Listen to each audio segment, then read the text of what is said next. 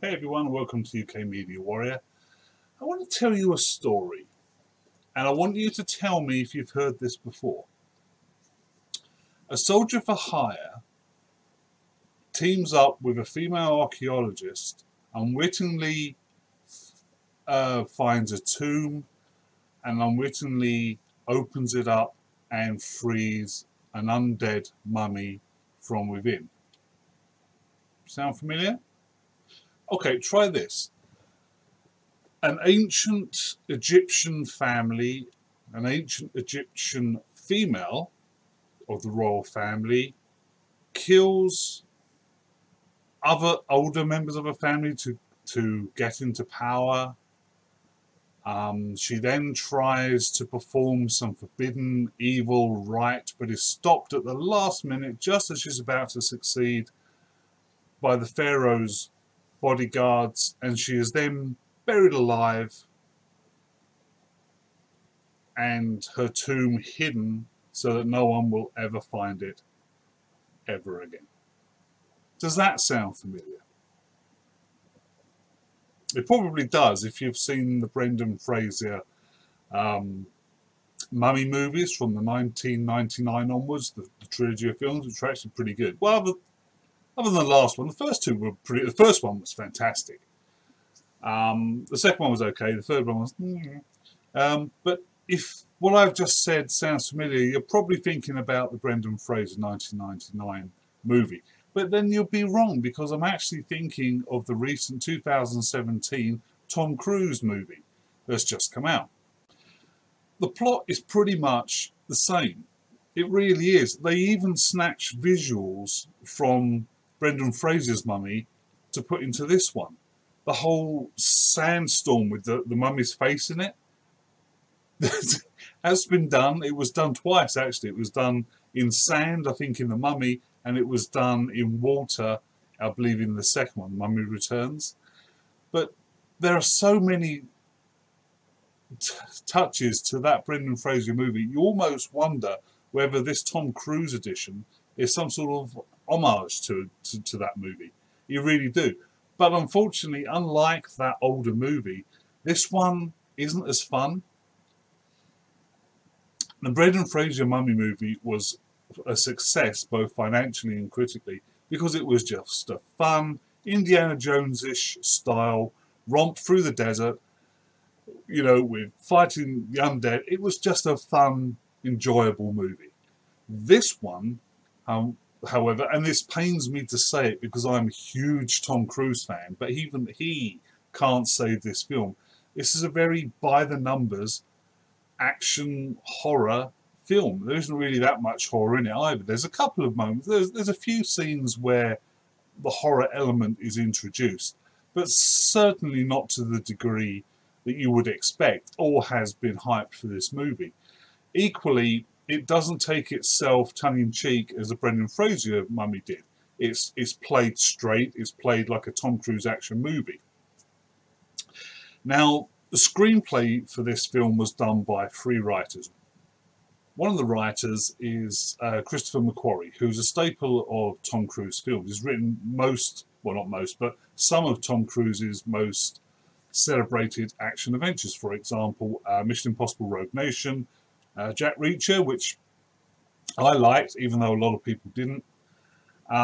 Valkyrie, which was a fantastic World War II movie, which is really, really good. So The Edge of Tomorrow. Do you remember The Edge of Tomorrow? That was another great movie, which is very underrated for some reason, but that was really good. Another Tom Cruise epic. So he's kept Christopher McQuarrie with him, but the problem is, with 3 writers on this movie, you actually can sit there, and if you know the films that Chris McQuarrie has written, you can sit back watching the Mummy movie, and you're going, well, that was written by Chris. That was written by Chris McQuarrie. Oh, this entire scene is a Chris McQuarrie one. But then it switches out and other writers seem to take over. So it's very disjointed. Some of the action scenes are great. I can't knock that. Tom Cruise's character, though, is pretty much forgettable. There really is nothing about him which draws you in. And that's the thing about most Tom Cruise movies.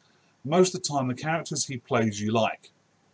you know, you're cheering for all the way through the film. But this one, they try and start him out as being like a rather obnoxious bastard, um, but he just can't hold to that anti-hero era because that's not Tom Cruise. Tom Cruise always plays the hero, be it from the Mission Impossible films or Top Gun or whatever.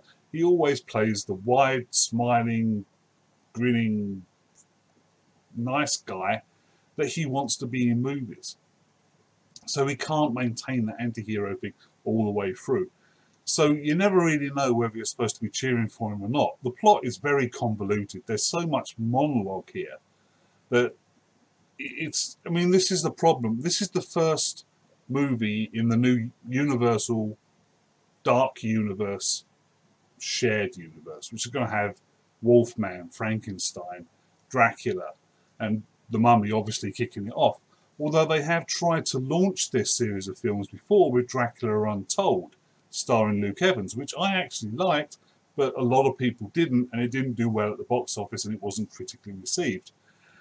So they're relaunching it with this one. But the issue is Dracula Untold had a Rotten Tomatoes score from the critics of around 22 to 25%. And Universal canned it.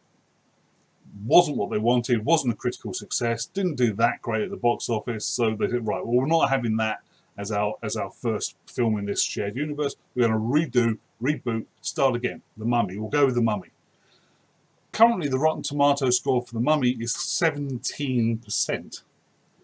And it hasn't exactly lit up the box office. So what do they do now? They've rebooted again with The Mummy. That's coming critically worse than Dracula Untold, which they said was so bad that they couldn't use it in this universe. And it's done roughly the same in the box office. So what do Universal do now? They've been hyping this whole shared universe of monsters that they're going to bring to the screen. But again, they've misfired, kicking it off. So what do? Do they relaunch again? Do they just press forward in the hope that the next movie is actually going to turn things around? I mean, this film isn't a total disaster. It's deserving of its 17% on Rotten Tomatoes, don't get me wrong.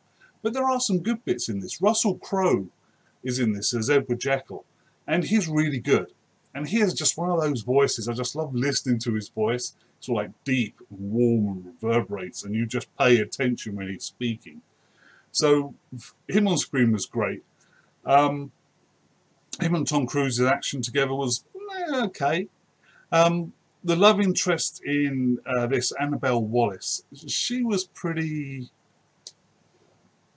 forgettable. I mean, there always has to be a love interest in these movies for Tom Cruise. I mean, that's probably written in there anyway, in small print.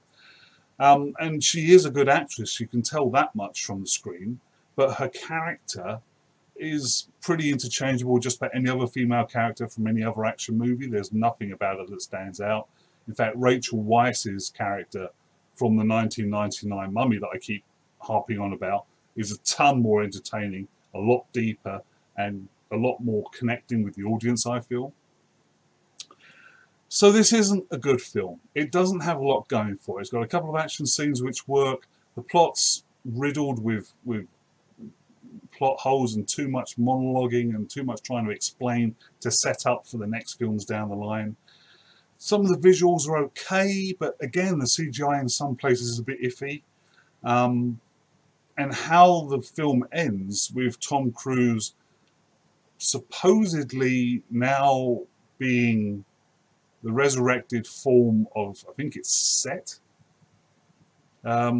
Yeah, so supposedly the whole ritual was so that the Mummy could kill her chosen one and then bring Set from the undead back to life inside this human body. That's what happened at the end of the film.